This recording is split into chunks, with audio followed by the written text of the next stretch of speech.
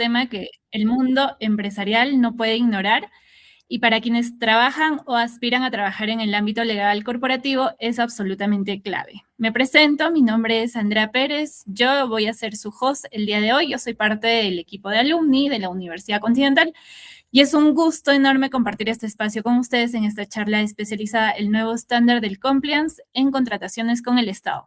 Lecciones de la Unión Europea para la prevención del lavado de activos en el Perú. Para esta noche tenemos un invitado especial, bueno, por allá, por España, noche, por aquí, por Perú, tarde, tenemos un invitado especial. Él también es parte de la comunidad alumni de la Universidad Continental. Les presento a Piero Leiva García, que nos acompaña el día de hoy. Piero, ¿qué tal? Bienvenido. Este es tu espacio. Muchísimas gracias, Andrea. Muchísimas gracias a la Universidad Continental por la gentil invitación y sobre todo a la comunidad alumni por la inmerecida deferencia. Y pues me alegra muchísimo estar el día de hoy con todos y todas presentes de aquí de España, ya medianoche. Entiendo que en Perú son las 5 de la tarde, pero como siempre he dicho, ¿no? Para efectos de temas académicos no tenemos horario. Así que pues muchísimas gracias y espero que esta sesión, este tema, pues sea del agrado y de interés de todos y todas. Buenísimo, buenísimo, Piero. Ahí coméntame, ¿compartes tú? ¿Te apoyo en compartir? Sí, por favor. No sé si mi asistente estará conectado ahora mismo, pero si no, no pasa nada. Ya lo conectamos ahí con los materiales. Muchísimas gracias. Ya, buenísimo. A ver, dame un minutito para compartir pantalla. Sin problema. Bueno, si les parece bien, pues voy iniciando la sesión. Muchísimas gracias. Eh, Muy bien. El día de hoy nos toca hablar justamente, ¿no?, de este nuevo estándar del compliance en materia de contrataciones con el Estado.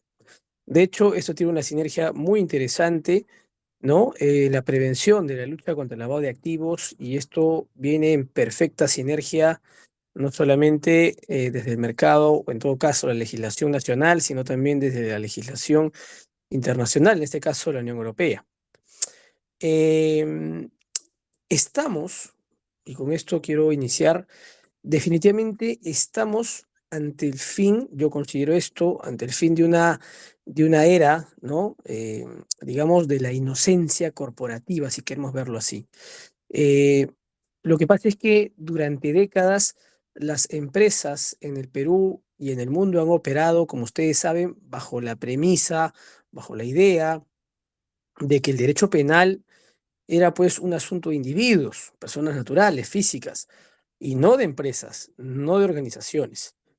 Definitivamente esta arquitectura jurídica ya ha claudicado, ha colapsado. Como muy bien sabemos, la empresa el día de hoy, la empresa peruana o la empresa extranjera que contrata con el Estado, no solamente debe ser eficiente en la ejecución de su contrato, en este caso podría ser un bien, un servicio o una obra, ¿no? Sino que debe ser éticamente impecable. ¿Y por qué? Porque como todos y todas sabrán, en el actual escenario global, definitivamente pues un contrato público ya no es solamente una oportunidad de negocio. Más bien yo lo consideraría como una suerte de campo minado de riesgos en lo que denominamos lavado de activos. De tal manera que hoy no vengo a hablarles de un cumplimiento, digamos, de papel o de manuales, digamos, aburridos, empolvados, ¿no? En una estantería. Definitivamente no. Hoy vengo a hablarles de una directiva europea, la 1760 del año 2024, su reglamento, ¿no? El 1620 del 2024 igual, que representa el nuevo estándar de la autoridad de lucha contra el blanqueo de capitales aquí en Europa. ¿Y cómo es que esta normativa europea y cómo es que la ley actual de contrataciones públicas con el Estado, aprobada en Perú el año pasado, la ley 32069 y su decreto supremo, que es su reglamento, el 009-2025F, está forzando a los directivos de las empresas a poder elegir o implementar una gobernanza de integridad real? Lo que es lo mismo, o hacen bien las cosas dentro del marco legal que corresponde en la prevención del lavado de activos a aquellas empresas que contratan con el Estado, o se preparan para una muerte civil, una muerte penal de sus organizaciones. Con esta pequeña introducción, les doy la bienvenida a la era del compliance de alta intensidad en materia de contrataciones públicas, como decía Andrea, considerando la transversalidad de la normativa tanto europea como peruana. Así pues, empezamos con el primer, digamos, apartado. Em, yo les voy a hablar a lo que denomino, digamos, la teoría del riesgo permitido, ¿no? Y la imputación objetiva en el compliance. En esa línea, por ejemplo, yo considero esto el punto de partida de un compliance moderno, ¿no? Que, a ver, partamos de que un compliance moderno no significa en lo absoluto una prohibición como tal. Un compliance moderno lo que significa es la gestión estratégica del riesgo. Entonces, bajo la teoría de la organización, ¿no? La persona jurídica se concibe como un ente, digamos, la empresa se concibe como un ente con capacidad de conducción propia, ¿no? Donde, como ustedes saben, los fallos de control, lo que se denomina por muchos y muchas como el defecto de organización, efectivamente, pues fundamentan una responsabilidad penal autónoma. Es decir, la empresa asume su responsabilidad como persona jurídica de manera independiente. En nuestro país, ¿no? Este concepto lo vamos a ver en qué normativa. En la ley 3424, modificada por la ley 31740, si no me equivoco, la cual, como les vengo comentando, marca una suerte de tránsito definitivo de una responsabilidad administrativa, ¿no? Una sanción que, hombre, es suave a una nítidamente penal. Entonces, en este esquema, el riesgo permitido actúa como el eje de flotación, ¿de acuerdo? Y principal eximente. ¿Qué les quiero decir con esto? Que en una sociedad, en una empresa, hombre, de riesgos complejos, el Estado no te va a exigir infalibilidad. El Estado les va a exigir, cuando ustedes contraten con el Estado, la implementación de un sistema de gestión, a lo mejor en contraste o conforme a ver, se me ocurre un ISO, por ejemplo, el ISO 37301, ¿no? Y esto va a hacer de que esta organización opere, o esta calidad de gestión opere como una garantía de que la empresa ha actuado dentro de los márgenes de diligencia mínima que se le puede exigir a esta sociedad, y que además el derecho acepta a efectos de una seguridad jurídica y a efectos de integrar el tráfico comercial. Entonces, desde la perspectiva europea, ¿no? Porque claro, esto es transversal, se los vuelvo a repetir, la directiva que les mencionaba, la 1760, sobre la debida diligencia de las empresas en materia de sostenibilidad, eleva este umbral, por ejemplo, digamos, al exigir a todas las organizaciones que, digamos, no solo prevengan riesgos internos, sino que además vigilen y mitiguen impactos adversos en toda su cadena de actividades.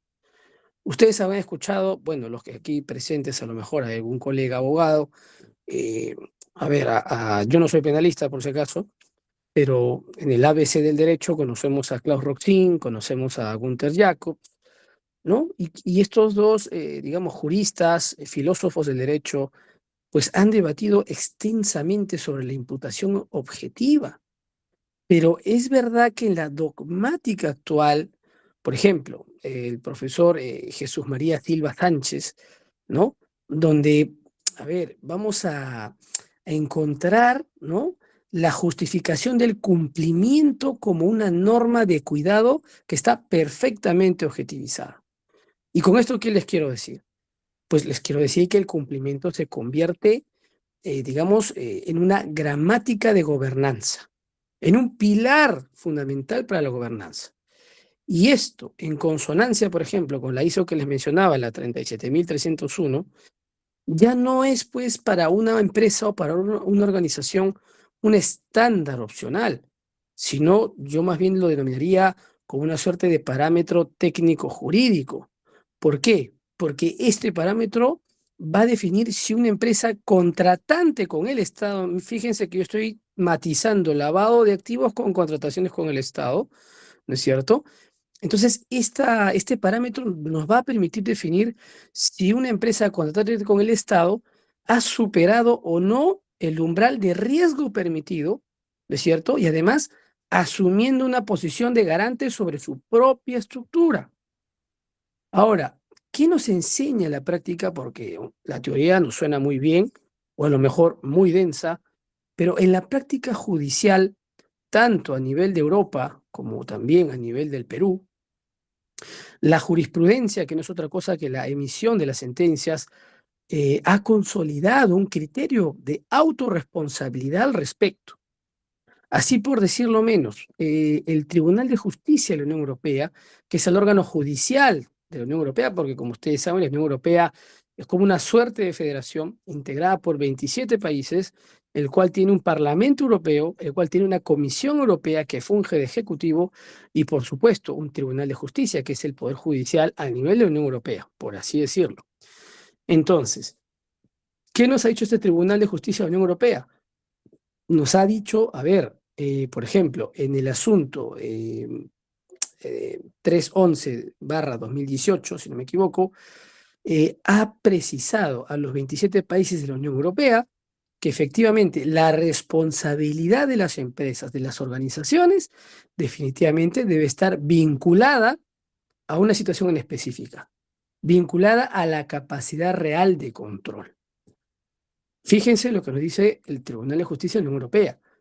Ahora, ¿qué nos dice el Tribunal Supremo Español? La Sala de lo Primero, ¿no? En este caso, el año 2016 salió una sentencia o una casación, perdón, en la cual, digamos, el Tribunal Supremo Español nos dice que respecto del criterio de autorresponsabilidad de una organización, de una empresa, constituye un referente absoluto al establecer justamente que la responsabilidad penal de la persona jurídica no es vicaria. Es decir, contrario sensu, es propia, corresponde a esa empresa. ¿Y eso por qué? Porque claro, corresponde a la empresa en la medida de que la empresa o la organización no haya podido, o en todo caso exista una ausencia de medidas de control eficaces para poder prevenir lavado de activos en contrataciones públicas. Incluso cuando no hablamos de contrataciones públicas, en cualquier tipo de relación jurídica comercial que se establezca. Y ahora, esta tendencia, ustedes dirán, bueno, a lo mejor estamos hablando de Europa, estamos hablando de España más concretamente, pero a ver, el Perú no es ajeno. El Perú, a través de esta tendencia ya fue recogida, de hecho, hay un pleno jurisdiccional penal del año 2017, con ocasión a una sentencia, me parece que del año 2015 en Huaura, en donde nuestra Corte Suprema de Justicia de la República enfatiza la importancia de la imputación objetiva y el rol de garante de la empresa, ¿no? Y es en esta sentencia donde ustedes van a advertir el desarrollo doctrinal de las bases para que el modelo de prevención del lavado de activos incluso llegue a ser evaluado, ¿no? En este caso, por la superintendencia, ¿no? Del mercado de valores, ¿no? Y esto actúa además como una suerte de eximente real, ojo, frente a cualquier responsabilidad y no meramente papel en el tintero. Eso es lo que nos dice la Corte Suprema de nuestro país.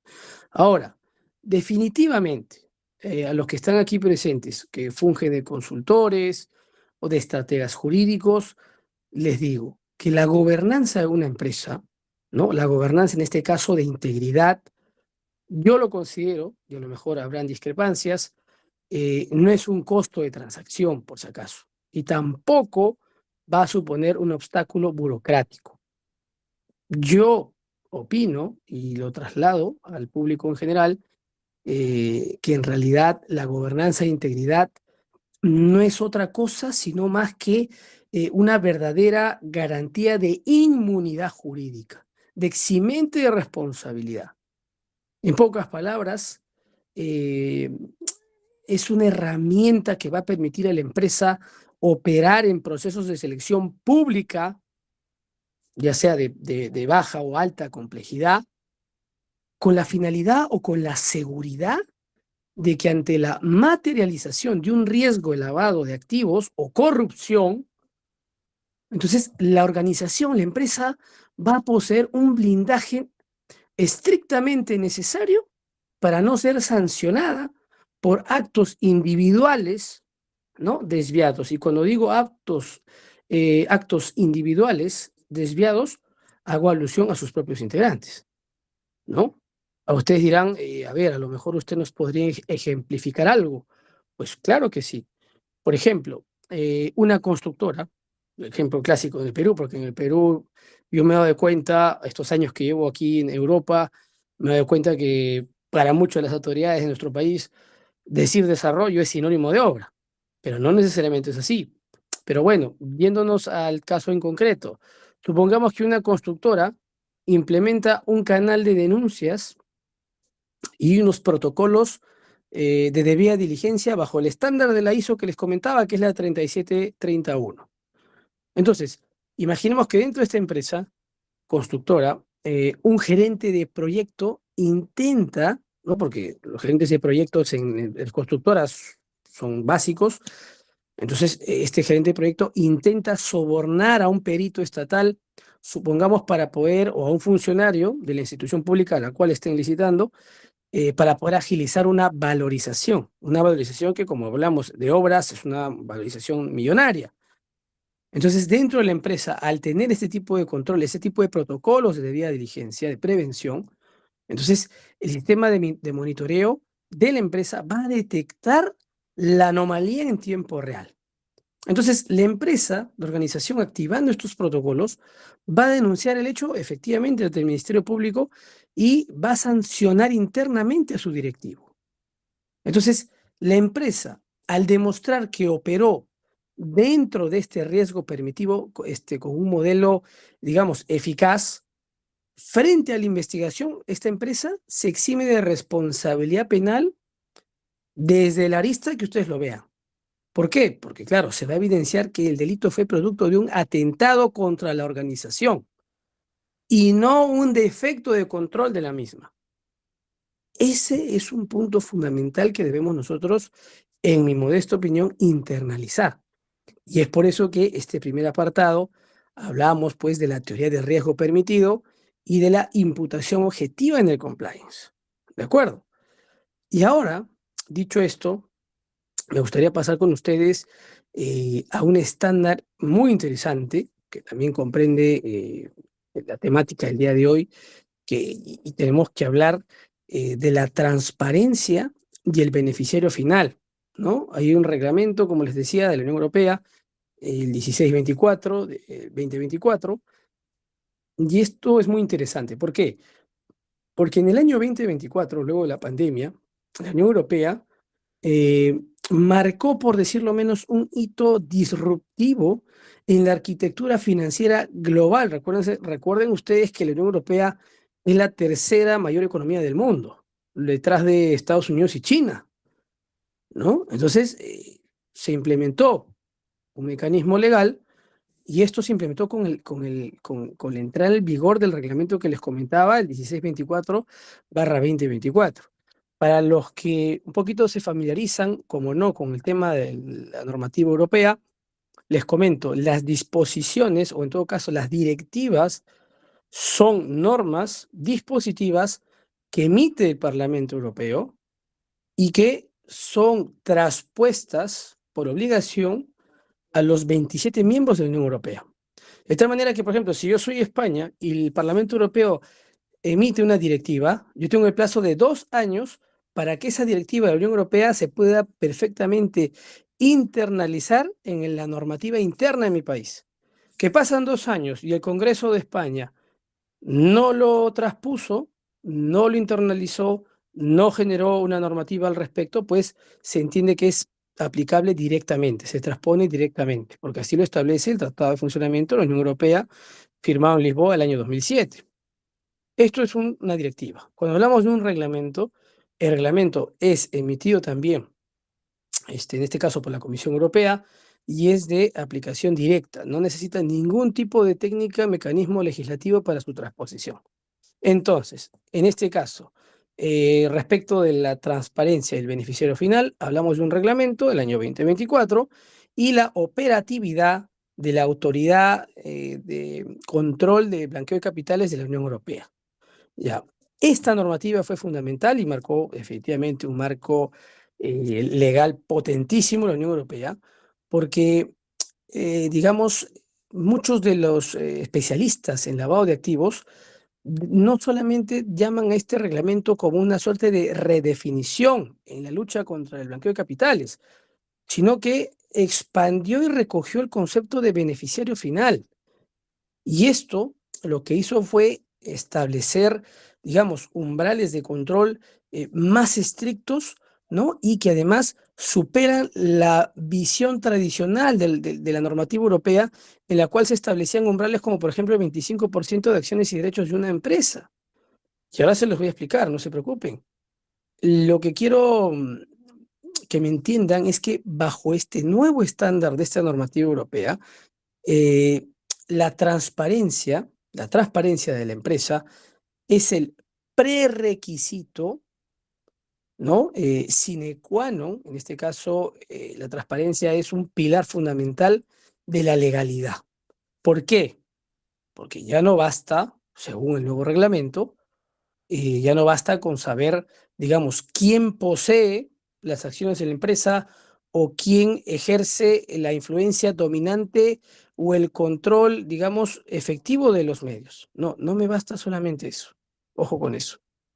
La Unión Europea, bajo esta normativa, ha comprendido, porque ustedes saben que la Unión Europea, así como en Estados Unidos, y bueno, la legislación china es totalmente distinta a la nuestra, ha comprendido, tras décadas de litigios y procesos judiciales, que definitivamente las estructuras societarias, en este caso multinivel y opacas, es decir, en síntesis, las empresas fachada, ¿no es cierto?, son el vehículo predilecto, perfecto, costumbresco para el lavado de activos en la obra pública. Por ello, el reglamento que yo les mencionaba, el 2024/1624, impone la interconexión obligatoria de registros y una trazabilidad absoluta previa a la adjudicación de cualquier contrato estatal. Es decir, todas las empresas en la Unión Europea que realicen contrataciones públicas pasan por todo este filtro de trazabilidad, es decir, quiénes son los accionistas, de dónde viene el capital, si han sido sancionadas, si tienen procesos vigentes, si están reportadas en algún supuesto, porque claro, esta autoridad de lucha y prevención contra el blanqueo de capitales es una autoridad, digamos, homóloga a la UIF en el Perú. Pero en este caso tiene mucho más poder administrativo, tiene mucho más alcances de aplicación directa, no te da recomendaciones y no te da sanciones millonarias incluso. Y además, las disposiciones de este organismo se cumplen tanto en Madrid como en París, como en Roma, como en Berlín, así como en Suecia y en cualquiera de los 27 países. Así tal cual. Ahora, en nuestro país, por ejemplo, está el decreto legislativo 1106, el decreto legislativo 1372, ¿no? Y en el caso nuestro, por ejemplo, la normativa nuestra que está perfectamente, digamos, en sinergia con las 40 recomendaciones de la GAFI, ¿no? Del Grupo de Acción Financiera Internacional, que además Perú se ha obligado, si quiere entrar a la OCDE, entonces, claro, nos piden a partir de esta normativa, señores, todas las empresas, ¿no? Me tienen que jugar dentro del marco normativo para la declaración jurada del beneficiario final. Pero, a ver, en la práctica de nuestro país sabemos que hay una gran informalidad, ni siquiera informalidad, ilegalidad, y si no preguntémosle a los mineros. No digo de todos, pero la minería ilegal en nuestro país es escandalosa, escandalosa. De hecho, los controles de prevención de lavado de activos para efectos de la minería ilegal de Perú que se exporte a Europa pasan por unos controles altísimos. Y si no se pueden acreditar, pues se los devuelven, eso se los garantizo. Y si no, se quedan incautados. Ahora, decíamos que en la práctica de nuestro país se adolece de informalidad, se adolece de una verificación sustancial en lo que esto respecta. Entonces, definitivamente bajo esta problemática vamos a enfrentar un desafío crítico de calidad y además veracidad de la información. Eso es lo que pasa en nuestro país. En la Unión Europea, encontrarse con esta situación de informalidad, esta situación de, digamos, falta de sinergia y contraste, en la Unión Europea estamos ya transitando, ¿no?, hacia una supervisión directa por parte de la Autoridad de Lucha contra el Blanqueo de Capitales, ¿no? Y esto, además, sobre entidades de alto riesgo. De tal manera que yo considero que la normativa que tenemos en nuestro país es buena, pero también es verdad que se debe fortalecer con carácter de urgente, además, la interoperabilidad entre instituciones públicas, de tal manera que se prevea una coordinación, digamos, objetiva entre entidades como la SUNAT, la SBS, la UIF, la SMV, la OS, ¿no? Y demás entidades públicas que puedan intercambiar información, que puedan cruzar información para poder contrastar la, digamos, la transparencia de información que pretenden o que pretenden presentar en las empresas al momento de contratar con el Estado. Entonces, si bien es cierto, y acá conocemos, por ejemplo, lo que opina el doctor Vicenzo Baboso, ¿no?, Eh, sobre la opacidad financiera, el ocultamiento del control real, ¿no?, que como define en su libro, es un indicador de riesgo intrínseco y nos da una sospecha de que esta empresa definitivamente estaría medianamente, ¿no?, inmiscuida en polémicas de lavado, ¿no? Esto porque, claro, si hablamos de opacidad financiera, hablamos de ocultamiento del control real, tenemos que es un indicador de riesgo intrínseco, ¿no? Porque, claro, sin una identificación sustantiva, el compliance en contrataciones estatales se reduce a un maquillaje corporativo, ¿no? Una empresa que, a ver, tiene manuales, tiene códigos, ¿no? Etcétera, etcétera, pero, a ver, cuando realizamos una debida diligencia intensiva en la empresa, pues esos manuales se quedaron en el tintero porque no se ha aplicado absolutamente nada. Entonces, esto, a ver, y claro, el cumplimiento moderno bajo las estructuras de las normativas que les menciono, exige, pues, por tanto, que las empresas adopten, ¿no?, en el caso peruano, el estándar europeo de debida diligencia, identificando incluso a las personas naturales que detentan el poder detrás, por ejemplo, de los fideicomisos, detrás de las fundaciones y detrás de incluso complejas estructuras de empresas offshore, ¿no?, en paraísos fiscales. Entonces, con esto les quiero decir que el nuevo estándar de compliance definitivamente obliga a las empresas proveedoras a mantener, digamos, expedientes de debida diligencia que sean monitoreados, que sean supervisables, dinámicos, auditables. Eso es lo que nos establece, ¿no?, la normativa europea a partir de los controles que se establecen para las empresas europeas y también para las peruanas que contraten allí. Ahora, aquí aparece una figura fundamental que es el oficial de cumplimiento, ¿no? El oficial de cumplimiento es el eje central en una empresa que tenga medianamente un sistema de compliance y prevención de lavado de activos, y este oficial de cumplimiento es, digamos, el funcionario que reviste de la potestad de ser los ojos y oídos de la UIF en cualquier empresa que tenga la catalogación de ser sujeto obligado. Sujeto obligado son aquellas empresas que están obligadas a reportar ante la UIF cualquier operación que sea sospechosa, ¿no?, bajo los estándares de la normativa de la ley 27693. Ahora, bajo el contexto que yo les comento, el oficial de cumplimiento deja de ser un gestor administrativo y realmente bajo la normativa que les comentaba, reitero, se convierte en un rastreador de la propiedad efectiva. ¿Esto qué quiere decir? Que el oficial de cumplimiento va a asegurar que los fondos públicos, ¿no?, no se filtren, por ejemplo, a los políticos, que bajo la denominación de las 40 recomendaciones de la GAFI y el decreto legislativo 1106, la resolución 789 de la SBS, la ley que les comentaba y su reglamento del año 2017, no se filtre, digamos, a personas políticamente expuestas. ocultas tras las capas justamente de esta ingeniería societaria, ¿no? De estas empresas fachadas que pretenden o pretenderían, ¿no es cierto?, sorprender al Estado y pretender blanquear capitales sobre texto de contratos con el Estado. Entonces, la lección para el sistema peruano es clarísima. La transparencia, y esto se los traslado a todos y todas aquí presentes, desde mi humilde opinión, la transparencia no vendría a ser un fin en sí mismo, ¿ya? Sino más bien, como reitero, vendría a ser la herramienta, digamos, necesaria para poder garantizar la integridad en la disposición de los recursos del Estado. Eso sería. Ahora, a ver, tenemos bastantes ejemplos, tenemos casos prácticos. A lo mejor a mí se me ocurre un consorcio internacional, ¿no? Imaginemos que gana una licitación millonaria para una obra de infraestructura vial en el Perú, ¿no? Como por ejemplo la carretera Daniel Ancires Carrión, que entiendo que no sé si estará suspendido o no, pero era una licitación millonaria, un contrato G2G entre el Perú y Francia, ¿no? El gobierno francés. Y resulta, ¿no?, por ejemplo, que durante la fase del perfeccionamiento del contrato, es decir, bajo la firma, eh, una debida diligencia bajo el estándar de la Unión Europea del año 2024 que les comentaba, descubre que el 10% de una de las empresas que integran este consorcio francés pertenece a una entidad offshore, una empresa offshore en un paraíso fiscal.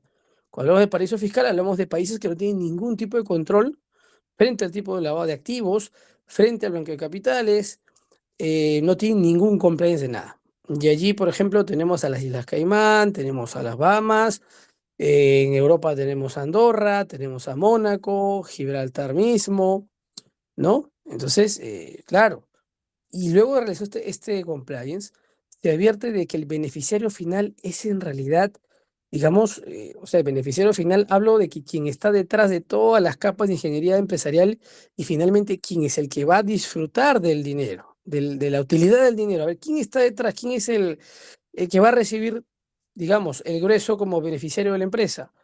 Y descubren bajo el compliance realizado con la normativa europea que es el hermano del titular, fíjense, ¿ah? Esto es un ejemplo real, pero no voy a mencionar nombres por un tema de protección de datos personales. Eh, mm, Resulta que el beneficiario final de este consorcio internacional que contrata en Perú con el gobierno peruano es hermano del titular de la entidad estatal. Ah, ya, o sea que, por ejemplo, el titular del Ministerio de, ¿no?, de Transportes licita una carretera, se la adjudica a un consorcio francés. Y resulta que luego de realizar el compliance con la normativa europea, se descubre que el beneficiario final del consorcio es hermano del ministro de Economía, o perdón, del ministro de Transportes. Imagínense, a eso se llega. De tal manera que, claro, gracias a la aplicación de estos criterios de control efectivo, ¿no? Y no solo de titularidad formal, ¿no es cierto? Entonces se va a identificar, evidentemente, el conflicto de intereses y el riesgo de lavado, de tal manera que podría evitarse la adjudicación y se podría frenar un esquema de corrupción y blanqueo de capitales de forma preventiva. Eso es lo que nos dice y lo que nos enseña esta normativa, que es perfectamente aplicable, además, como les comentaba, dentro del marco jurídico de nuestro país. Ahora, pasando al siguiente apartado, ¿no? Podemos hablar del fenómeno de la ceguera voluntaria en la contratación estatal. Porque claro, ustedes dirán, ¿y esto qué cosa es? ¿Cómo que ceguera voluntaria? Bueno, la doctrina de la ceguera voluntaria, también por muchos denominada la ignorancia deliberada, es una suerte de constructo jurídico.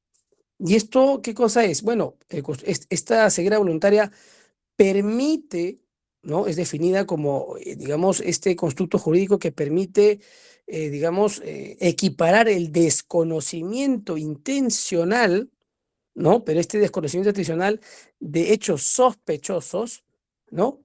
Con el conocimiento efectivo, con la intención de querer desconocer una actividad que a todas luces es ilegal, en beneficio de la corrupción, en beneficio del lavado. Y claro, pasando por la organización, por supuesto. En términos de derecho penal, hablamos de que se fundamenta, digamos, en la premisa de que, a ver, el sujeto, es decir, la empresa, pudiendo y debiendo conocer la ilegalidad de una situación, decide mantenerse en un estado de ignorancia. ¿Por qué? Porque cree que así va a evitar la asunción de responsabilidades, pero se equivoca, porque esta figura, según la doctrina penal moderna, ya les dije que penalista no soy, pero especialista en compliance y lavado de activos sí, entonces esta figura moderna se asocia al dolo eventual. Es decir, quien tiene la posición de garante, como es la organización, y decide ignorar las señales de alerta respecto de un presunto lavado de activos o corrupción, o decide no preguntar para no perder una oportunidad de negocio, como suele ocurrir en nuestro país, asume el riesgo del resultado delictivo. Es decir, si los pillan habiendo, eh, eh, digamos, en medio de actos de corrupción o de lavado de activos, pues va a asumir la responsabilidad. Se hace totalmente responsable. Como les digo, generalmente esto suele pasar en delitos de lavado de activo y corrupción, ¿no? Entonces, en el ámbito de las empresas, en el ámbito corporativo en nuestro país, la ceguera voluntaria suele manifestarse cuando una organización omite conscientemente, como les comentaba, los procedimientos de debida diligencia. Y aquí tenemos, por ejemplo, tres características o tres apartados muy interesantes. El primero, la decisión omisiva. Y la decisión omisiva, ¿qué cosa es? Pues esto, digamos, va a ocurrir cuando una empresa decide no investigar el origen de los fondos de un consorciado, ¿no? Se asocian ahí dos empresas para listar con el Estado y bueno, la empresa A dice, bueno, pues es mi socio, es un consorciado, hay que trabajar, pero hombre, tú tienes que, bajo una debida diligencia y un compliance corporativo, no solo en materia de contrataciones, sino en general, tú tienes que verificar de dónde vienen los fondos del consorciado. ¿O de dónde vienen los fondos del proveedor para que tú puedas asegurar una adjudicación millonaria? Porque los que contratan con el Estado saben que cuando nosotros nos adjudicamos un contrato, ¿no es cierto? Tenemos que presentar una carta fianza. Tenemos que otorgar una garantía en favor del Estado. ¿De dónde sale esa garantía? Si son obras millonarias, estamos hablando del 10% del valor de la obra, 20, 30 millones en carta fianza, en garantías. ¿De dónde? Hay que verificarlo. También, bueno, eso es la decisión omisiva. También tenemos la subcontratación de riesgo. ¿Por qué? Porque generalmente en nuestro país es verdad que las empresas constructoras suelen operar bajo el esquema de subcontratar servicios con proveedores que Dios sabrá de dónde, porque los trajo el amigo, que se conocen, que he trabajado, que no sé qué, que no sé cuánto, y como en nuestro país reina la informalidad, pues traen proveedores con alto riesgo de lavados, sin realizar ningún tipo de checklist, ningún tipo de compliance, nada. ¿No? Como diríamos en Perú, al caballazo. Viene su contrato, agarramos la obra y se acabó. Me da igual de dónde saca a sus gentes, si es personal legal, si están dados de alta del Ministerio de Trabajo, si la empresa cumple con sus labores tributarias, si la empresa no tiene deudas, no está enjuiciada, no está quebrada, no está en concursal en Indecopi, o incluso no está sancionada ante la OS, ¿no? El organismo especializado de contrataciones con el Estado. Da igual, yo trabajo y ya está. Ya, esa forma de pensar nos puede costar caro. A eso quiero llegar. Ahora, frente a toda esta situación, definitivamente hay una posición de garante del oficial de cumplimiento que les comentaba. Em, Autores como, por ejemplo, Adán Nieto Martín, decían que el oficial de cumplimiento, como también yo les comentaba, tiene una obligación jurídica de poder abrir los ojos. Y por lo tanto, la inacción de las empresas ante alertas detectadas rompen cualquier escudo de cumplimiento y por lo tanto nos vinculan como empresa de forma penal, de ser el caso, ¿no? Frente a este tipo de actos. Y eso es algo que como nosotros o dentro del esquema del compliance no se podría permitir y más si contratamos con el Estado, ¿no? Estamos trabajando con el heraldo público. Entonces, eso es algo que debemos tener muy en consideración y mucho más en cuenta.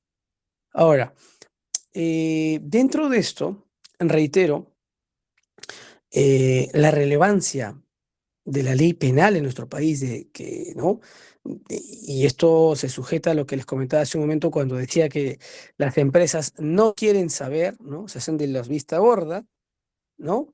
Ha sido catalogado, de hecho, ya hay antecedentes penales a nivel internacional, ¿no? De aquellas empresas que por no querer saber se vieron inmiscuidos en temas penales, ¿no? El caso, por ejemplo, de Global Tech contra la empresa SEP en Estados Unidos, en donde el Tribunal Supremo de Estados Unidos estableció que la ceguera voluntaria, por ejemplo, y siento esto un precedente, ¿no? Requiere que, por ejemplo, el sujeto crea que hay una alta probabilidad de que existan hechos ilegales, ¿no? Vinculados al lavado de activos y se tomen medidas, pues, deliberadas para evitar confirmarlos. Es decir, como sea, yo me quiero salir del embrollo, no me quiero meter con nadie, pero eso me puede causar a mí una responsabilidad. La doctrina y la normativa norteamericana lo ha dicho bien claro, ¿no? Y esto en contraste con la directiva de la Unión Europea que les mencionaba, en donde se sanciona la falta de diligencia debida, por ejemplo, en toda la cadena de suministro, ¿no? Porque la normativa europea establece que la falta de supervisión y el no saber, entre comillas, constituyen faltas sancionables, punibles dentro de la responsabilidad corporativa. Entonces, esto es importantísimo. Ahora, haciendo un poquito de doctrina comparada, si son casos peruanos, españoles, europeos, les comentaba y traigo a colación una sentencia del año 2014 del Tribunal Supremo Español, ¿no? En la cual, pues, digamos, sentó bases en lo referente al desarrollo de la ignorancia deliberada que hablábamos, de esta ceguera, ¿no? Y establecía que quien se pone en situación de no querer saber, ¿no? Me hago el ciego, al sordo y al mudo, aquello que en verdad y se prueba y se acredita que puede conocer, puede acceder a esa información, no puede beneficiarse de su propia falta de diligencia para poder excluir esa intención. Por lo tanto, la empresa no es eximida de responsabilidad y por lo tanto la empresa es perfectamente sancionable y objeto de investigación. Segurísimo que sí. Eso en el contexto español. En el contexto peruano, bueno, hablamos justamente del acuerdo plenario, en este caso del año 2011, si no me equivoco, y también el tema del caso Lavajato, que son, digamos, en este último, un caso emblemático en nuestro país, de escándalo a nivel mundial, pero ya lo conocemos todos, así que me remitiré solamente al acuerdo plenario, en el cual, pues, efectivamente se establece que en el lavado de activos, el agente, es decir, el activo del delito, debe conocer o debe por lo menos presumir el origen ilícito y abriendo justamente la puerta a la imputación por sospecha, indicios razonables de manera, digamos, evidente, ¿de acuerdo? Entonces, eso es lo que les quiero transmitir al respecto. Y finalmente, ya para concluir esta pequeña y modesta tribuna de un tema tan complejo que estoy tratando, y bueno, de hecho he tratado de reducir porque es un tema fundamental, trascendental y de verdad que a mí me encanta para podérselos compartir, pues tengo que hablarles de la interoperabilidad y la supervisión, ¿no? En este caso pasamos de la Unidad de Inteligencia Financiera en nuestro país, que aquí en España se le llama CEPLAC, pero es lo mismo, tiene las mismas atribuciones, y al estándar de la Unión Europea, ¿no? De la Autoridad de Lucha contra el Blanqueo de Capitales, ¿no? Entonces, vayamos así. Partiendo de la UIF a la Autoridad Europea, representa en nuestro país no solamente un cambio normativo, sino también un cambio de paradigma. Es decir, pasamos desde una supervisión reactiva a una interoperabilidad proactiva, es decir, pasamos a reaccionar cuando ya aconteció algo, ¿no? A reaccionar preventivamente, ¿no? Preventivamente y transfronterizamente, transversalmente. Entonces, vamos a profundizar esto digamos, a ver, tres supuestos o tres características fundamentales que mínimamente como base deberíamos conocer. La primera no es otra cosa que, digamos, la integración sistémica y los comportamientos estancos, ¿no? ¿Esto qué quiere decir? A ver, la interoperabilidad, como ustedes sabrán, no es solo una conexión técnica. Yo diría más bien que es una exigencia de eficacia frente al crimen organizado, ¿no? Que como ustedes saben aprovecha del todo cualquier punto y coma para agarrarse. En términos no menos coloquiales, eh, se aprovecha de la fragmentación administrativa. Entonces, mientras que el estándar tradicional permite que la información, digamos, muriera en silos, por ejemplo, donde la SUNAT en nuestro país no interoperabiliza ni transfiere información con la OS, y la OS ignora todas las alertas de la UIF, ¿no? Y así entre todas las entidades, el modelo de la Unión Europea, ¿no? Que les comentaba, el blanqueo de capitales, propone un ecosistema de datos real, en tiempo real. ¿Y esto qué quiere decir? Por ejemplo, que en nuestro país implica, digamos, que el compliance en contrataciones estatales debería debería dejar de ser un repositorio estático, pues, de documentos.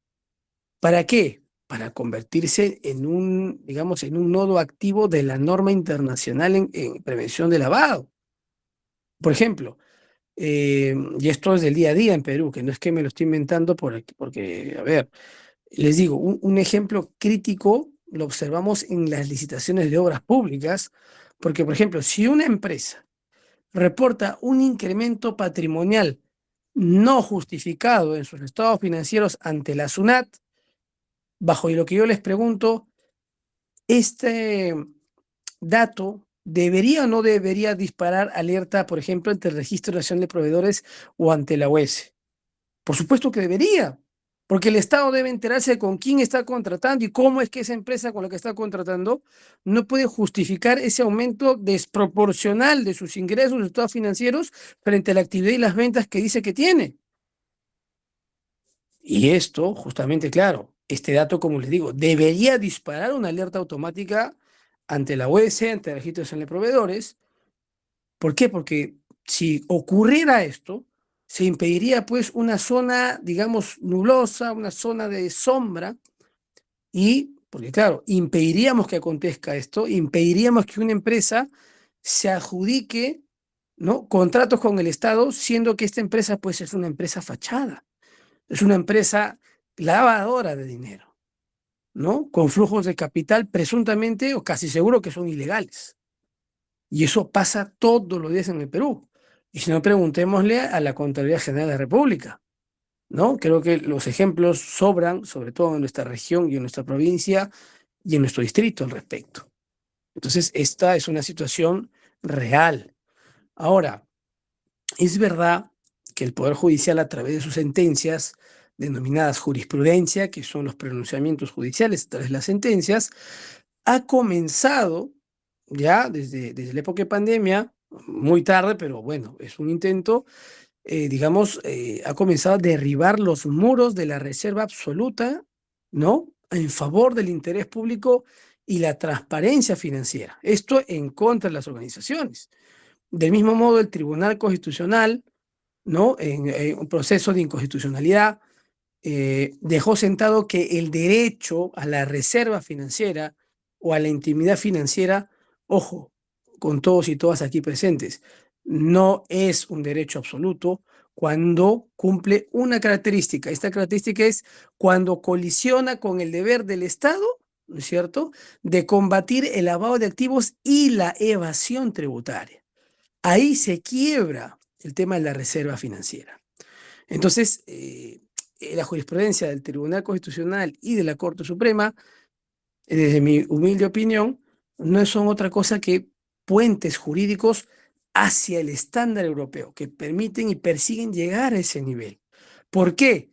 Porque, como digo, valida que la administración la administración de justicia, por supuesto, pueda levantar digamos, el velo corporativo, financiero, sin necesidad. Incluso, si vamos del tema administrativo propiamente dicho, una orden de un juez, ¿no? En contexto de fiscalización técnica, la SUNAT, la misma UIF, la SBS. Y acá les tiro un ejemplo, por ejemplo, ante una investigación de colusión en el sector de la construcción, en el cual se coluden el Estado, la institución con las empresas o con la empresa, ¿no es cierto? Entonces, el cruce de información que debería haber entre los reportes de operaciones sospechosas que emite el oficial de cumplimiento y las transferencias bancarias de los consorciados, ¿no? Ya no puede ser bloqueado y protegido por el secreto bancario. Y esto es perfectamente simétrico y alineado con la normativa europea, el reglamento que les comentaba del año 2024, y bajo los alcances, además de la transversalidad de la autoridad de lucha contra el blanqueo de capitales europeo.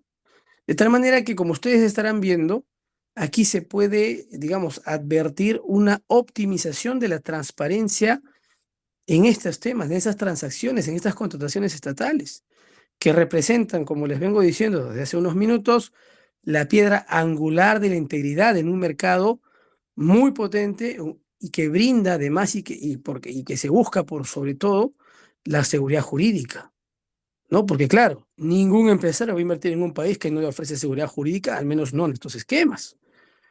Entonces, bajo esto, y ya voy terminando, el compliance, el oficial de cumplimiento, bajo el estándar de la Unión Europea, como ustedes han visto, ya no reporta solamente, porque claro, acuérdense que el oficial de cumplimiento son los ojos y oídos de la UIF en nuestro país, dentro de los sujetos obligados que pueden ser empresas, pueden ser notarías, pueden ser joyerías, casinos, bancos, cajas, cooperativas, ya. Entonces, el oficial de cumplimiento no solamente reporta al directorio o a la Junta General de Accionistas, sino que, como les vuelvo a decir, bajo el estándar europeo, perfectamente aplicable en nuestro país, el oficial de cumplimiento actuaría como una suerte de garante externo del sistema de prevención de lavado. De tal manera que esta interoperabilidad y estas facultades, esta dotación de facultades, exigiría que los sistemas internos de todas las organizaciones sean compatibles con protocolos de reporte. ¿Para qué?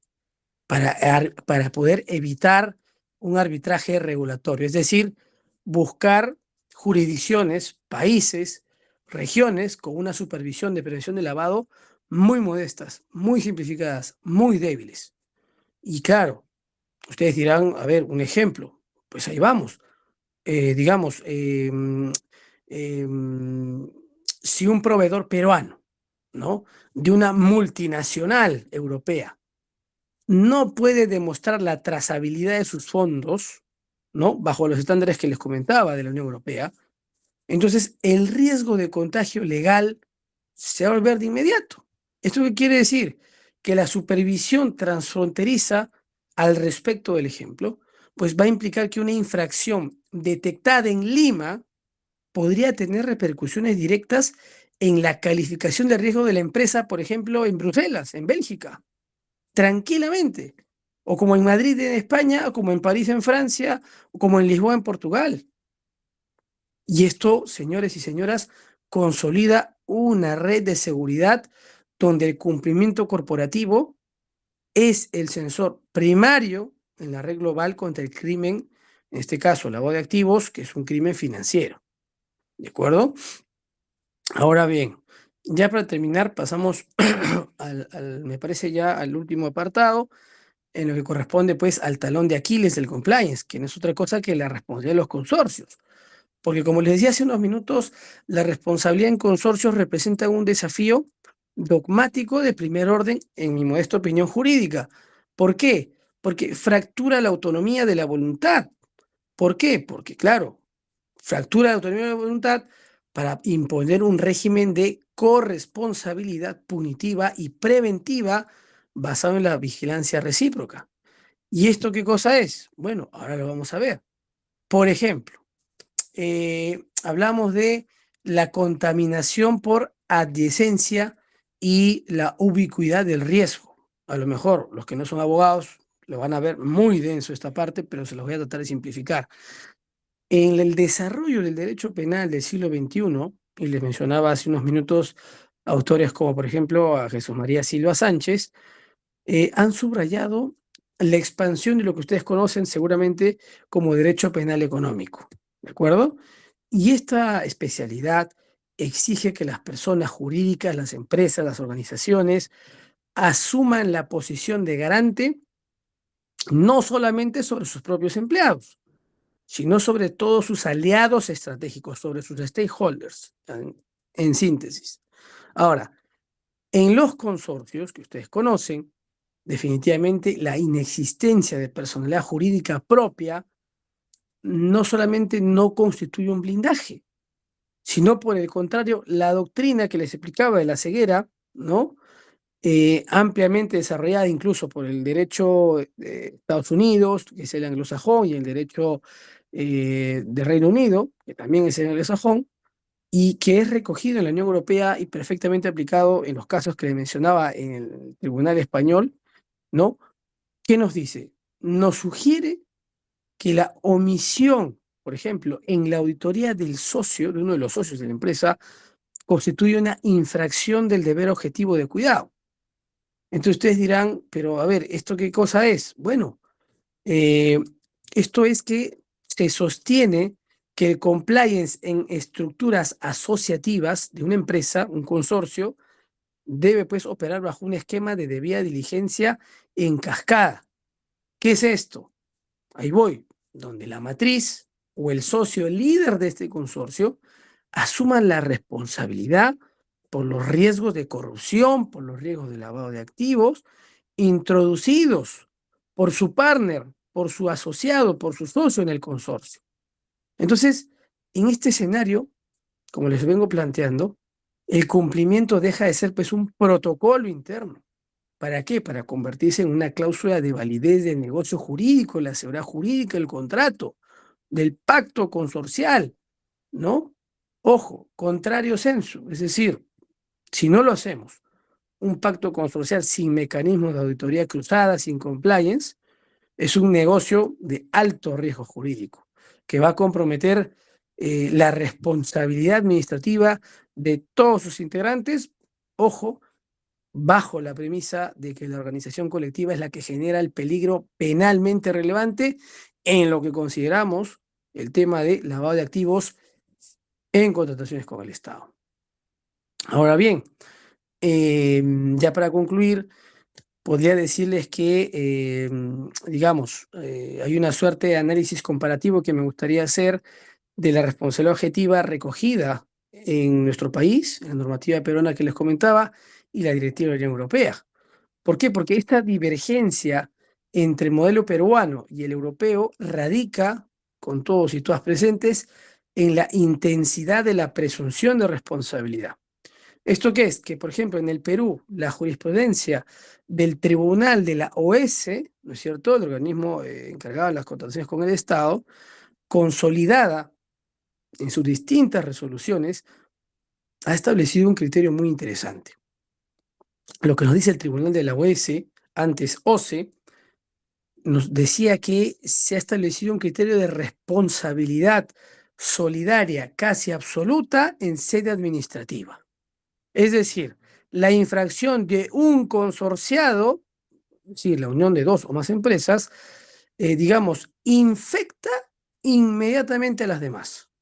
¿Por qué? Porque esta institución administrativa de nuestro país, digamos, entiende, ¿no?, que, digamos, que la infracción de un consorciado, como les explico, se sustenta en que el argumento de que el consorcio es una unidad económica frente a la contratación pública, consecuentemente implica la responsabilidad de quienes la conforman en la medida en la que quieran pues defraudar al Estado pretendiendo lavar activos como tal. Entonces, este rigorismo incluso se trasladó a la nueva ley que les comentaba al inicio, que es la 30424, donde el Ministerio Público en nuestro país empieza a interpretar el modelo de prevención, ¿no? E incluso recoge ¿no? La interoperabilidad entre los socios al respecto.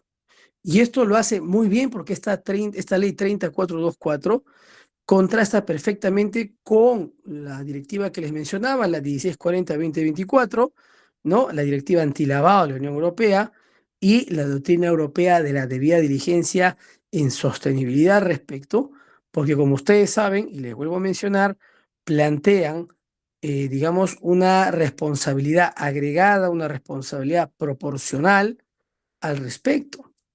Entonces, ya para terminar, mientras que en Europa se busca una transparencia, digamos, radical del beneficiario final, ¿no? Esto para evitar que capitales de procedencia ilegal se infiltren en la economía formal de la Unión Europea, ¿no? La jurisprudencia del Tribunal de Justicia de la Unión Europea, incluso, como les decía, ha matizado que la sanción debe respetar los principios que les mencionaba en el tema de derecho penal, de culpabilidad, exigiendo que se demuestre una negligencia en el control del socio, ¿no? A diferencia, como les decía, del sistema peruano, que en contrataciones públicas suele aplicar la solidaridad de frente, de forma automática, indistinta y ya está. Por el simple hecho de ser consorciado, ya estás adentro, ya estás involucrado, salvo que puedas probar que has aplicado el eximente del compliance al respecto.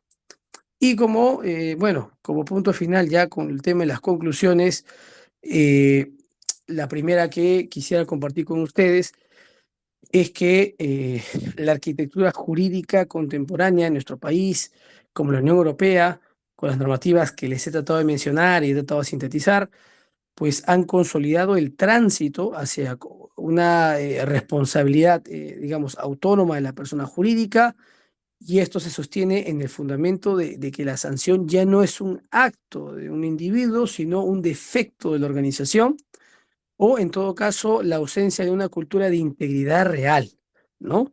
Esto bajo la premisa, ¿no? De un sistema de gestión conforme a la ISO que les mencionaba, la 37301, por decir un ejemplo, ¿no? Y que deja de ser, como les volví a decir desde el inicio de la ponencia, una opción, digamos, corporativa para constituirse en el parámetro técnico jurídico que define el riesgo permitivo de todo el sistema jurídico nacional, en contraste y en sinergia con la Unión Europea, actuando como una garantía para efectos de la empresa de inmunidad ante la justicia penal. Bueno, esa sería mi conclusión. No me quiero extender más porque creo que ya estamos sobre el tiempo. Y pues muchísimas gracias y bueno, quedo atento si es que existiera alguna pregunta, duda al respecto. Muchísimas gracias a Alumni Continental. Sí, buenísimo, Piero. Para todos los participantes vamos a abrir un espacio de rueda de preguntas. Pueden escribirlas a través del chat o levantando la manito, ¿no? Empezamos con Alexander. Alexander, te escuchamos. Muy Bienvenido. amable, gracias. Buenas noches.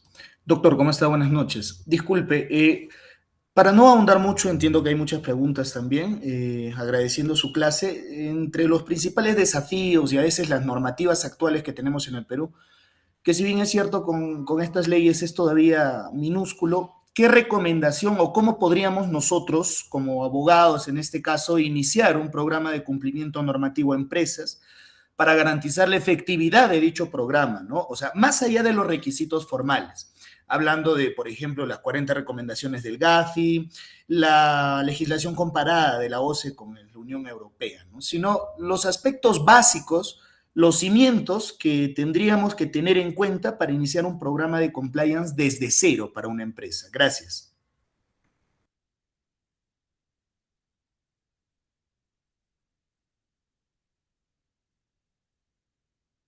Piero, tu micrófono está apagado.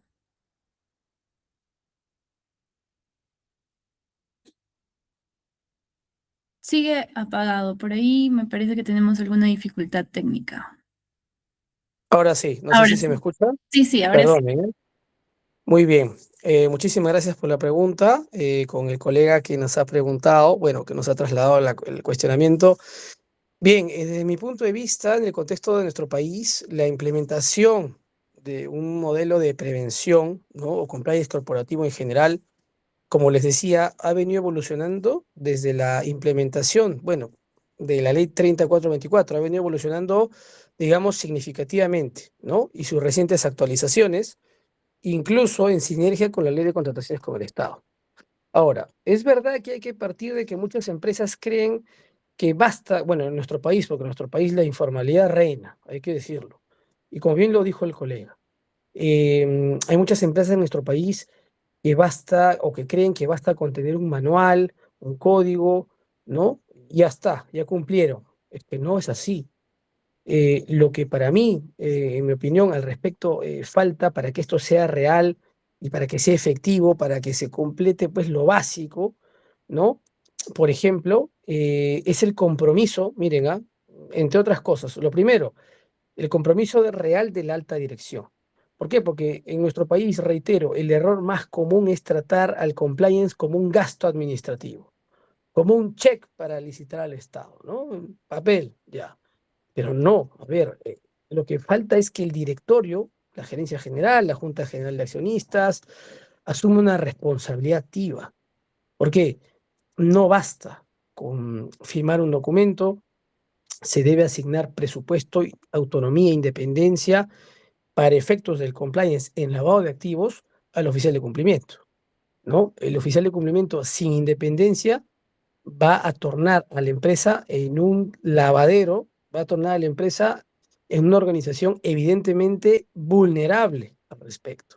Recuerden que el oficial de cumplimiento es el eje central de un sujeto obligado bajo el compliance de lavado de activos en sujetos obligados, en este caso, que son los financieros, desde los bancos, cajas y corporativas, y los no financieros, que pueden ser despacho de abogados, puede ser un despacho de contadores, notarios mismos, como les decía, los casinos, las joyerías, las casas de cambio. Entonces, estas actividades económicas tienen de por sí un riesgo inherente. De tal manera que la normativa te dice, oye, si ustedes revisan el artículo 8 de la ley 27693, van a advertir que toda esta lista de sujetos obligados tiene que tener, digamos, de manera imperativa, un oficial de cumplimiento que pueda mitigar, que pueda trabajar de la mano con la UIF para poder, digamos, minimizar o prevenir el lavado de activos a gran escala, porque siempre va a haber, no digo que lo erradiquemos, pero que sea un riesgo permisible. De tal manera que apliquemos controles, que apliquemos el manual, que apliquemos la matriz de riesgo, y esto en realidad, porque claro, muchas empresas cometen el error de copiar y pegar, ¿no? Y a lo mejor acá me estoy un poquito con la pregunta, muchas empresas cometen el error de copiar y pegar modelos de otras organizaciones. Entonces yo, por ejemplo, no voy a copiar y pegar pues el modelo de compliance y prevención de lavado de un notario y lo voy a aplicar pues a un casino, y del de la joyería lo aplico a una cooperativa, que aunque ustedes no me crean, yo lo he visto. Y esto es algo, a lo mejor para muchos surrealista, pero pasa en nuestro país. Y eso no puede pasar, es que es incompatible con lo que estamos hablando.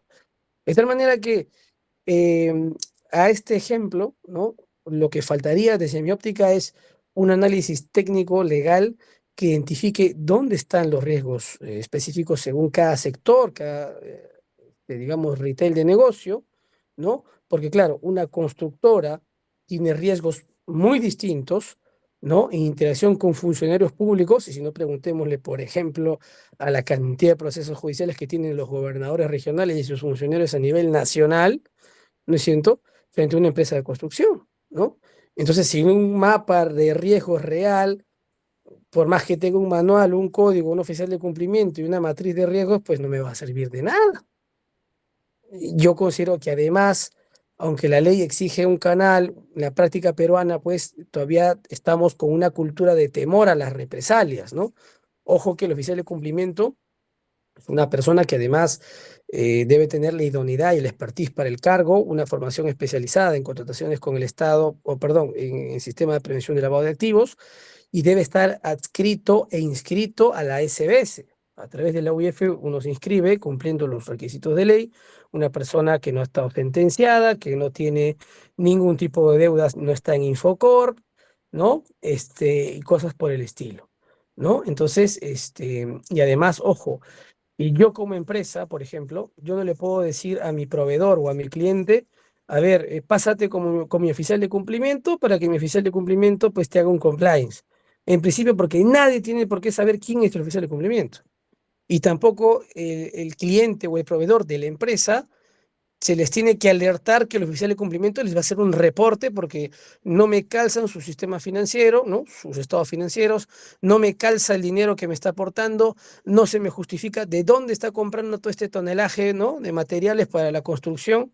Yo no tengo por qué decir ni quién es ni que lo van a reportar, porque cuanto que lo haga me mete un delito.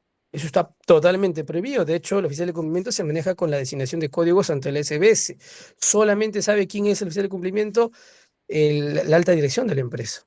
El resto nadie tiene por qué saberlo, ni mucho menos exhibirlo. Entonces, y eso justamente también es una observación más porque, claro, hay que implementar canales, y la norma lo dice, nos falta implementar canales anónimos gestionados, ¿no? Para que garanticen que no habrá este tipo de venganzas laborales, porque yo he escuchado y asesoro a empresas mineras que dicen, ¿no? Pero, hombre, si el proveedor, el que me compra, se entera de que fulanito era el este, a lo mejor le pueden mandar la moto, o sea, imagínense, ¿no? A lo que estamos llegando, y eso es algo que no se puede permitir bajo ningún concepto. Entonces, porque claro, los oficiales de cumplimiento no confían en el sistema, ¿no? Y si no hay sistema, pues no se detecta nada y es una norma en vacío, se le quita ¿no? La esencia a la debida diligencia del compliance al respecto. Entonces, ojo. Y con esto termino. En nuestro país el riesgo, ojo, no suele estar incluso dentro de la empresa como tal.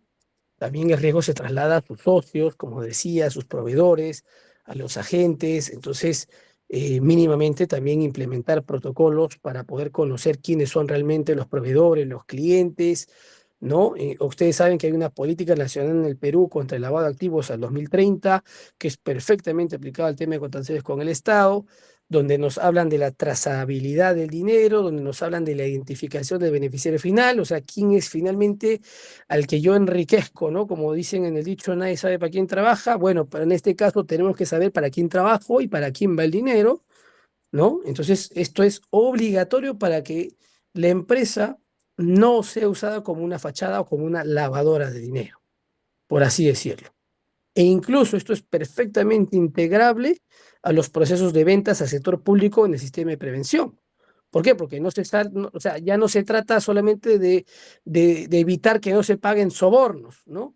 Sino que tenemos que demostrar como empresa que tenemos controles para evitar colusiones, negociaciones incompatibles, peculados o lo que sea, ¿no? O conflictos de interés en cada etapa del proceso de contrataciones públicas. Entonces, esa sería, bueno, me extendió mucho, pero es lo que considero en lo que ahora puedo mencionar en la pregunta que me hizo el público. Muchas gracias. Sí, tenemos una pregunta más, Piero, también de Alexander. Sí, ¿Necesariamente tiene que ser un Officer Compliance inscrito en la SBS el que cree un programa de cumplimiento o lo puede hacer un abogado? el oficial de cumplimiento puede ser un abogado, puede ser un contador, puede ser cualquier profesional con la expertise y la idoneidad en el cargo.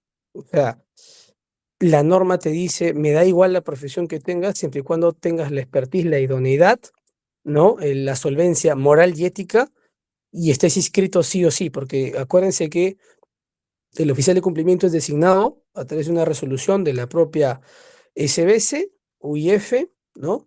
Y es totalmente secreto y les otorgan un código, les otorgan credenciales a todos los sujetos obligados. En este caso, como reitero, los sujetos obligados financieros, no financieros, y es de obligatorio cumplimiento. Es que no puedes ser tu oficial de cumplimiento si no te registras en la SBS, ¿no? Y todos están obligados. Ojo que me da igual como que es una inmobiliaria que recién está empezando, como que fuera una empresa minera que recién está empezando, o como que fuera una constructora que recién está empezando. O sea, esto no está en función al volumen, de que si yo vendo 1.000 soles, como 10.000, como 1.000.000 al mes, recién lo hago, no.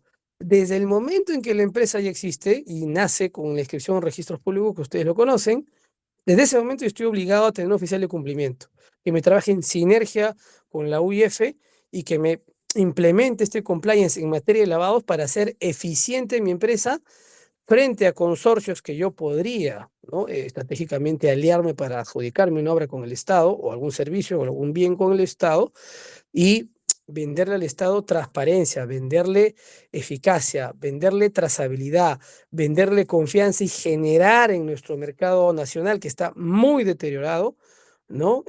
Confianza y seguridad jurídica del empresariado, que eso es lo que hoy en día carecemos, porque acá creo que no hace falta mencionar ejemplos de corrupción a lo largo y extenso de nuestro país, ¿no? De hecho, yo creo que el mercado negro de nuestro país se ha normalizado frente al mercado legal. Y eso no puede ser, eso es insostenible en un país democrático, ¿no? Constitucional de derecho y con leyes como las que tenemos, ¿no? Porque si no las leyes nos quedan muy bonitas, pero a ver, en la práctica es que hay una brecha gigantesca. Entonces, yo creo que la labor no solamente parte del oficial de cumplimiento, parte de la UIF, parte de la SBS, parte de la OS, parte de la SUNAT, parte de registros públicos, Ministerio Público, Poder Judicial y todas las entidades del Estado y de la mano con el empresariado, nacional e internacional. Que si no trabajamos en conjunto para esto, vamos a tener un país colapsado en la informalidad, en la corrupción y en el blanqueo de capitales. Recuerden que nuestro país exporta un promedio de 12.000 millones de dólares en oro ilegal. O sea que prácticamente estamos exportando más oro ilegal que oro legal, oro formal, oro que tributa, que paga impuestos, que da de comer a sus empleados y que cumple sus obligaciones legales. En eso se está convirtiendo nuestro país. Y justamente frente a esto es que yo decidí tocar este tema porque a mí no me gusta, digamos, tocar un tema académico que sea o que le dé la espalda a la realidad social de un país como el nuestro, que evidentemente pues lo necesita. No sé si está, bueno, esa es la respuesta que de momento puedo dar. Muchas gracias.